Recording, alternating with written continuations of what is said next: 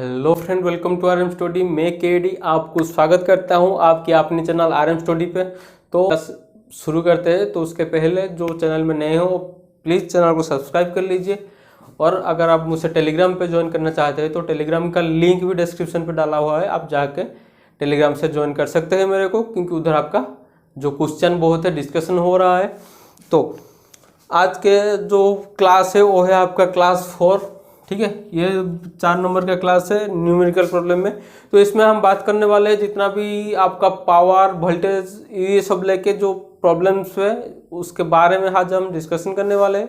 तो पहला क्वेश्चन देखिए, 2 bulb 500 watt and 200 watt is rated to 50 volt will have the resistance ratio. मतलब आपका दो दिया गया है आपको बल्ब जिसका रेटिंग है, एक का है 500 वाट और एक का है 200 वाट। तो इन दोनों का रेजिस्टेंस के बारे में पूछा गया है। तो दोस्तों अगर आप नहीं जानते हैं तो इसलिए बता देता हूं, अगर आपको अब वाट का रेशियो दिया गया है और पूछा गया है रेजिस्टेंस का रेशियो कितना है, तो सिंपल सी बात है, वाट का रेशियो का रिवर्स ही है आपका रेजिस्टेंस रेशियो। मतलब हायर वाट लोअर रेजिस्टेंस, लोअर वाट हायर रेजिस्टेंस। सिंपली बात है, इनवर्स हो जाएगा। मतलब अगर आपका 500 वाट 200 वाट दिया गया है इधर, तो इधर सोल्यूशन में क्या होगा कि 500 वाट 200 वाट, आप तो पहले वाटेज का रेशियो निकाल लेंगे। तो वाटेज का रेशियो कितना आ रहा है 5:2। सिंपल सी बात है, अगर वाटेज का रेशियो 5:2 आ रहा है, उसका रिवर्स है आपका रेजिस्टेंस का रेशियो। इसका मतलब क्या हो जाएगा, आपका जो सही आंसर है वो क्या होगा जाए 2:5 जो होगा सही आंसर। तो ऑप्शन में देखिए, ऑप्शन 3 जो है 2:5, ठीक है। सिर्फ इसको याद कीजिए कि आपका पावर का रेशियो का इन्वर्स है रेजिस्टेंस का ratio. Higher watt will be the lower resistance and the lower watt will be the higher resistance. ये चीज को सिर्फ दिमाग में रखिए। दूसरा क्वेश्चन कुछ इस तरह सा है, a 40 watt bulb connected series with a room heater. Now the 40 watt bulb is replace by the 100 watt bulb, the heater output will be. मतलब आपको इधर बताया गया है, आपका एक हीटर है, हीटर का आउटपुट में एक बल्ब लगाया गया है। देखिए ये आपका एक रूम हीटर है, ठीक है, ये आपका एक रूम हीटर है। तो रूम हीटर का आउटपुट में आपका एक बल्ब लगाया गया है इस तरह सा, ठीक है। ये बल्ब का रेटिंग कितना है 40 वाट। क्वेश्चन में दिया गया है अगर इस 40 वाट बल्ब को रिप्लेस करके आपका 100 वाट यूज करेंगे, ठीक है। पहले कर लेता हूँ, ये वाला आपका है 40 वाट। तो दूसरा एक सर्किट कर लेता हूँ। दूसरा सर्किट में ये है आपका रूम हीटर, ये जो बल्ब, ये बल्ब आपका जो कनेक्शन हो गया वो हो गया आपका 100 वाट का। ये था आपका 40 वाट का, ये अब लग गया 100 वाट का। तो उसका जो आउटपुट, मतलब हीटर का आउटपुट ये है हीटर का आउटपुट।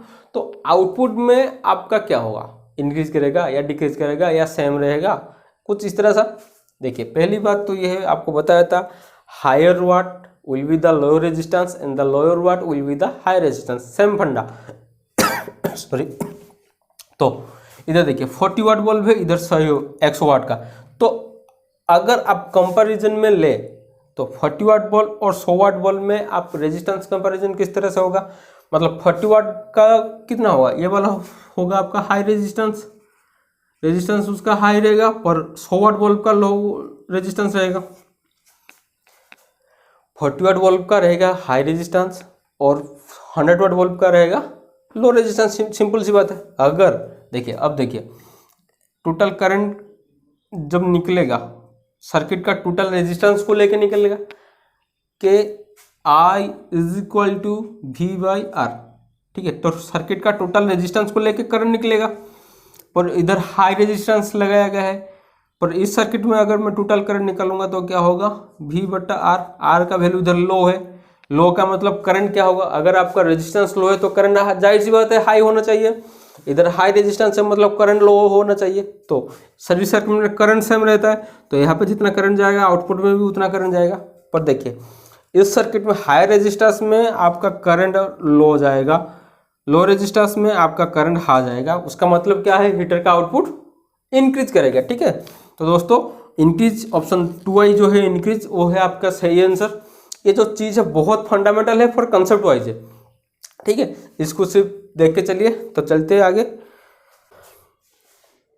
तो देखिए ये जो प्रॉब्लम है इसमें दिया गया है, जब 3 रेजिस्टेंस को आप कनेक्ट करेंगे पैरेलल में तो ईच डिस्पर्स करता है 20 वाट। ठीक है, मतलब 3 बल्ब ऐसे कनेक्ट कर लीजिए जिसको पैरेलली कनेक्ट किया जाता है।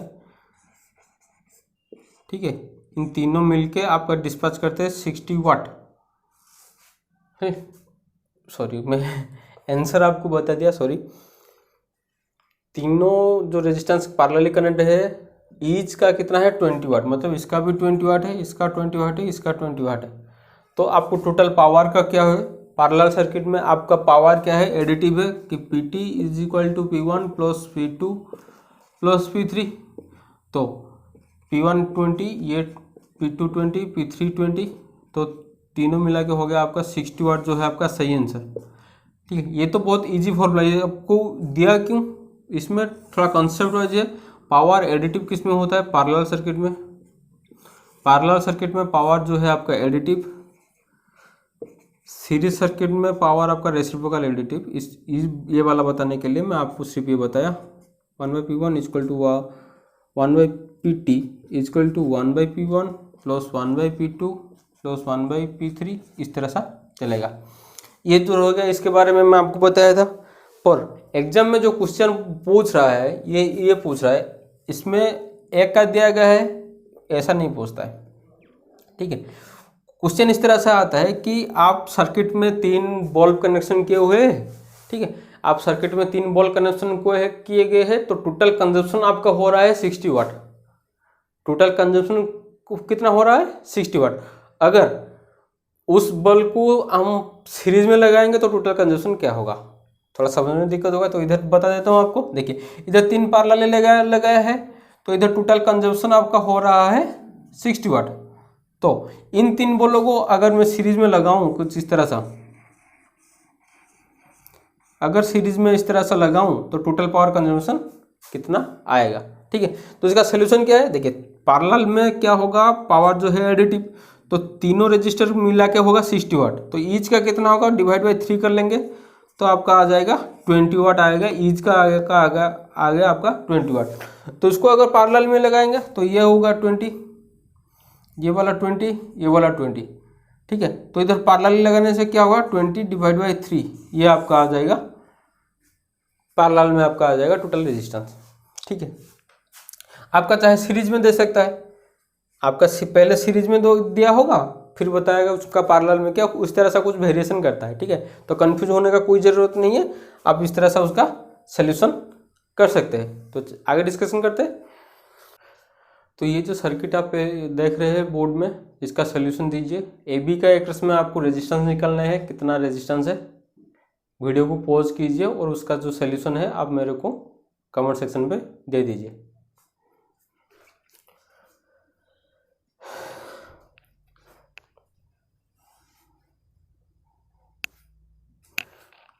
चलते हैं इसको डिस्कशन करते हैं।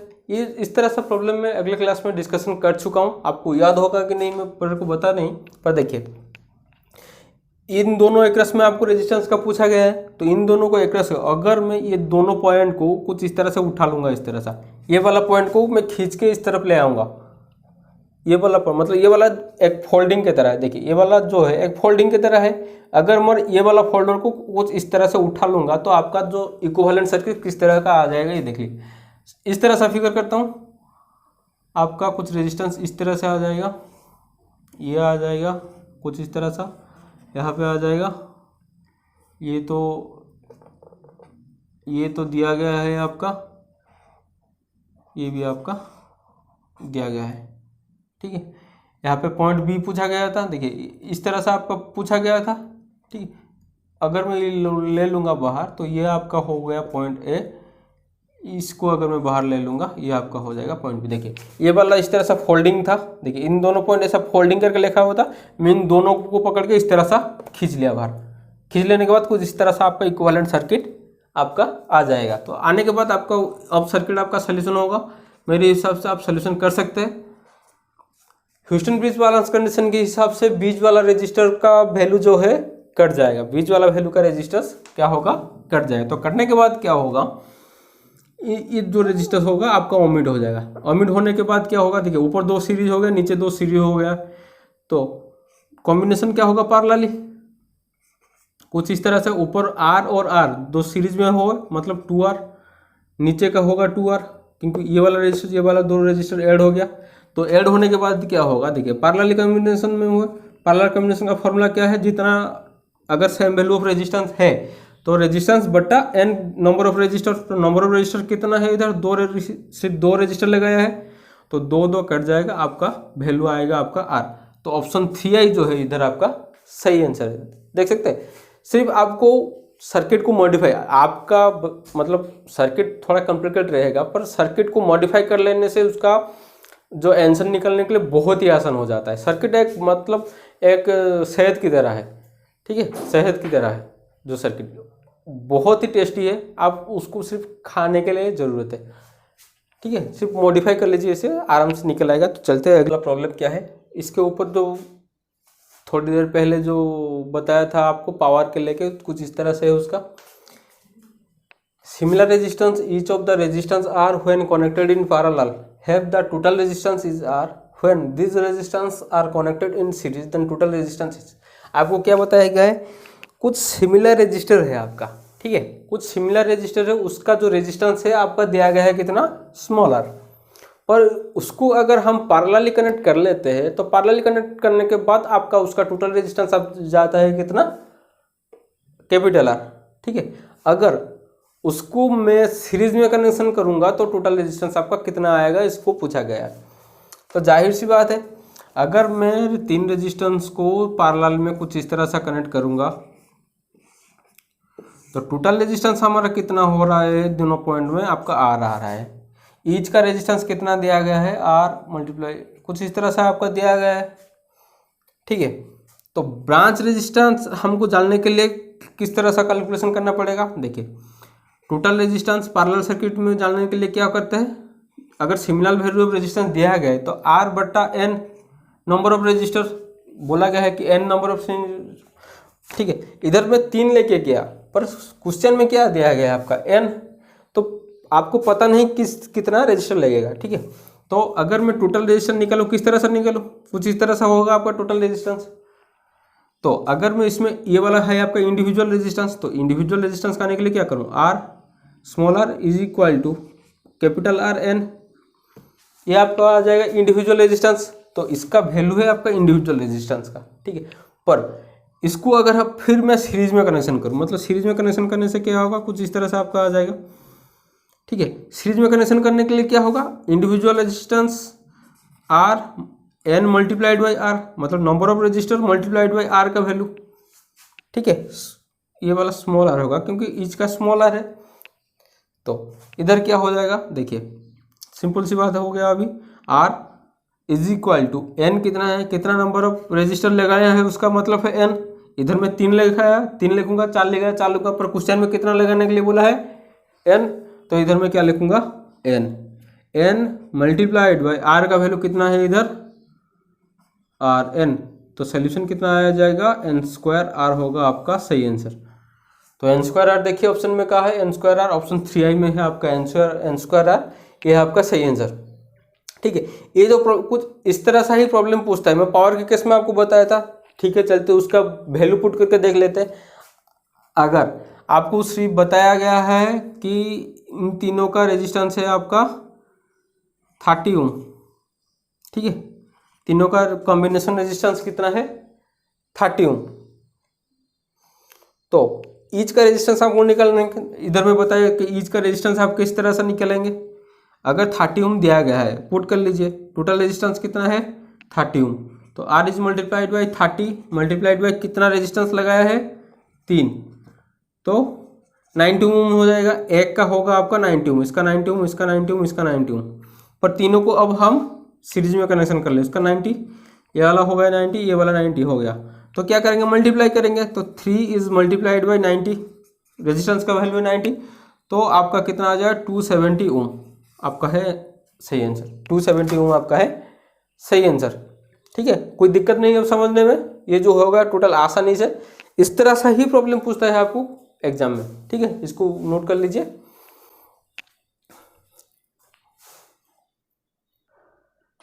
तो ये आप देख सकते हैं बोर्ड में कुछ प्रॉब्लम है आपके लिए, जो कि आपका टास्क है होम पे जाके ये कंप्लीट करने वाले हैं आप।